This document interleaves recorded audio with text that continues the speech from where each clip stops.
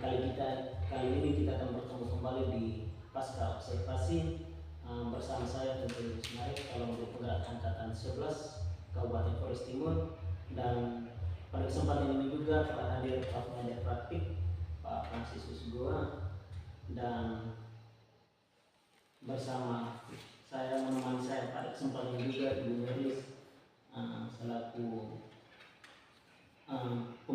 teman saya untuk menyukseskan kegiatan saya. Nah, Ibu Merlis, sebelum kita melakukan coaching pada kesempatan ini, apa kabar hari ini? Baik, Pak. Baik, Ibu, kali ini kita akan melakukan pasca observasi, di mana kita ketahui bahwa sebelumnya itu kita sudah melakukan pra observasi dan observasi dalam kelas. Pada kesempatan ini saya boleh menggali kembali terkait dengan pra observasi kemarin yang Ibu lakukan di kelas terkait dengan proses pembelajaran. Apakah bisa? Bisa, Pak. Baik, Pak. Jadi dalam proses pembelajaran kemarin, tujuan pembelajaran apa yang Ibu bersama siswa pelajari dalam pembelajaran hari ini? Baik, terima kasih. Pada observasi kemarin, ada dua tujuan, yaitu yang pertama tujuan umum dan yang kedua tujuan khusus. Tujuan umumnya adalah diharap mengenali simbol-simbol Pancasila dan menjelaskan makna masing-masing sila tersebut serta hubungan antar sila.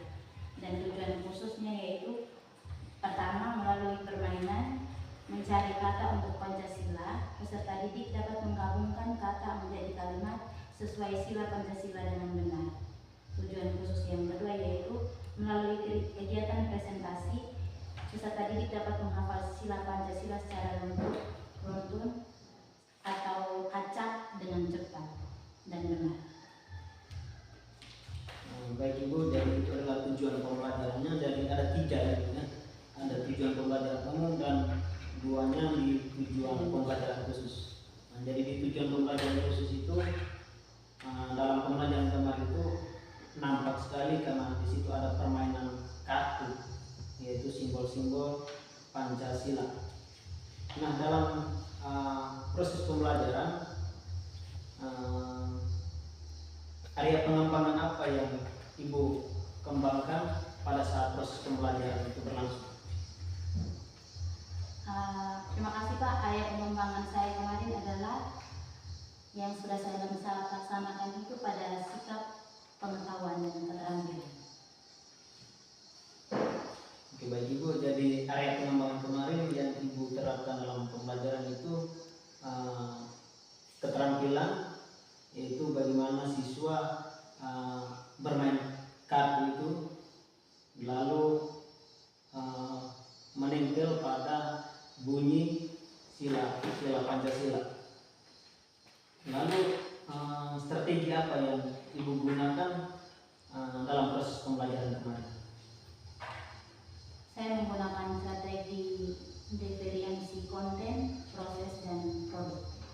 Jadi ada tiga ya. Jadi Ibu gunakan kemarin itu strategi diferensiasi, yaitu diferensiasi proses, konten, dan produk. Jadi ada tiga ya. Jadi Ibu gunakan kemarin itu strategi diferensiasi, yaitu diferensiasi proses, konten, proses, dan produk. Dan lebih nampak dalam proses pembelajaran kemarin itu mungkin di produk, karena dalam proses pembelajaran kemarin juga siswa begitu antusias dalam menghasilkan diskusi kelompok. Lalu kira-kira apakah ada model pembelajaran yang digunakan dalam proses pembelajaran kemarin? Ya, baik, Pak. Pada pembelajaran kemarin saya menggunakan model pembelajaran inquiry, yaitu model pembelajaran yang dapat mengaktifkan proses belajar siswa.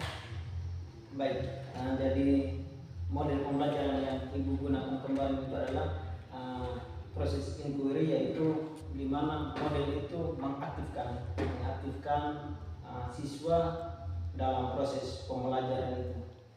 Dan nampak sekali dalam pengamatan saya di observasi, semua siswa aktif dalam mengikuti proses pembelajaran yang diterapkan kemarin.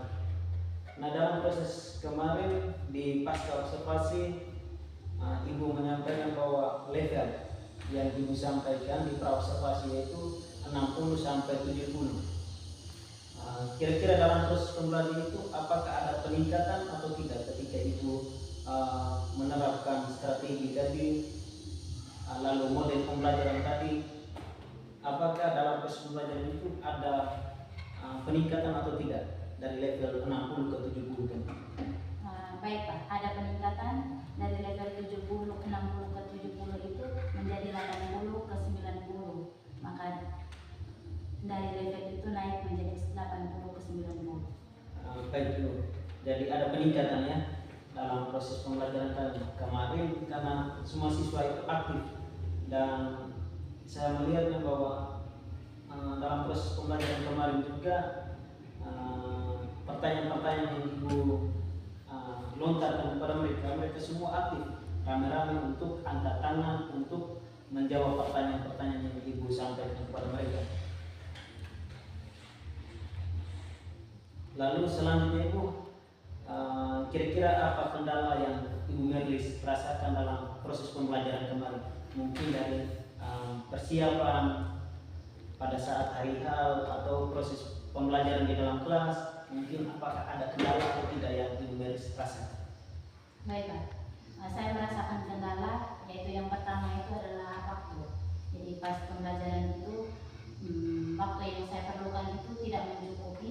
Jadi ada 1 dan 2 pembelajaran, tugas ataupun kegiatan di dalam pelajaran kami waktu itu tidak bisa diselesaikan dengan baik. Terus kendala yang berikut adalah saya mengakui bahwa saya belum bisa memanajemen kelas saya, yang membuat beberapa siswa tidak aktif dalam pembelajaran tersebut.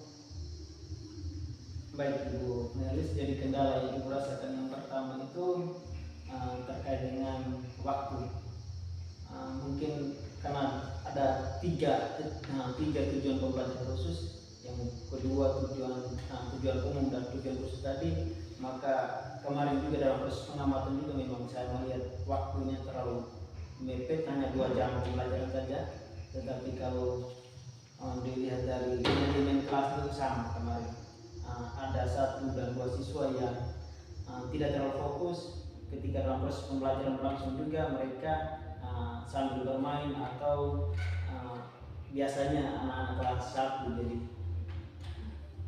paku ganggu itu wajar, tapi itu menjadi suatu kendala dan kedepannya mesti diperbaiki lagi.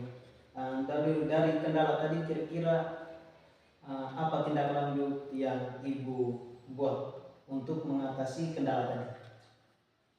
Baik Pak, terima kasih. Saya berencana melakukan pembelajaran ulang di kelas, serta mencoba untuk kembali memanajemen kelas yang lebih baik lagi, sehingga semua siswa terlihat lebih aktif lagi dalam pembelajaran tersebut. Untuk mengatasi masalah tersebut, saya mau membagikan mereka dalam kelompok yang berpedoman berdasarkan pada gaya belajar mereka, yaitu visual, auditori maupun kinestetik, sehingga anak-anak lebih merasa nyaman. Baik Ibu, jadi Ibu mengatasi masalah atau kendala yang Ibu rasakan tadi, nanti Ibu membuat program pembelajaran ulang, lalu Ibu juga membagi siswa dalam bentuk kelompok yang mungkin lebih kecil. Kalau memang dari 8 orang, kalau memang hanya 2 kelompok saja, mungkin rombongan terlalu besar, maka itu juga mengganggu dalam proses diskusi kelompok nanti. Tetapi Ibu maunya lebih kerucut lagi, lebih kecil, yaitu Ibu membagi kelompok dalam 2 atau 4 paling tinggi, kalau tidak 3 kelompok, supaya Ibu bisa lebih cepat memfasilitasi mereka. Nah, kira-kira dalam proses itu siapa yang Ibu bisa minta bantuan untuk membantu Ibu dalam mengatasi hal tersebut? Baik Pak, saya mencoba meminta bantuan kepada rekan sejawat saya atau kepada Pak Vincent sebagai calon guru penggerak dan sebagai penggerak di sekolah ini. Oke, baik Ibu, terima kasih. Kira-kira kapan Ibu akan melakukan tindakan itu? Kalau menurut saya minggu depan Pak, lebih cepat lebih baik karena ini demi kepentingan murid. Baik, terima kasih Ibu, luar biasa rencana yang Ibu sampaikan hari ini. Semoga kegiatan itu bisa berjalan sesuai dengan harapan Ibu, sehingga proses pembelajaran ke depan bisa berjalan dengan baik, sehingga tidak merugikan siapa-siapa, terlebih peserta didik kita. Ini satu hal yang luar biasa Ibu,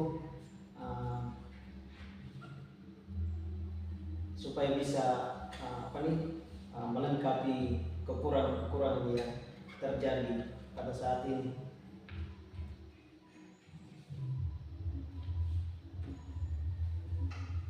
Mungkin kegiatan kita hari ini sampai di sini Bu. Sebelum kita menutup kegiatan ini, saya berikan kesempatan sedikit kepada Pak Pengajar Prat untuk memberikan statement sedikit terkait dengan praktik coaching hari ini. Kepada Pak Profesor. Oke. Pokoknya Pak tutup dulu untuk sudah. Sudah. Baik. Terima kasih Pak Vincent, Ibu Mianis. Jadi kita sudah mengikuti proses ini. Dan ini kalau di pendidikan bergerak ya ini mau tahap akhirnya artinya kita punya kompetensi ya, coaching dan lain sebagainya itu otomatis pastinya akan meningkat.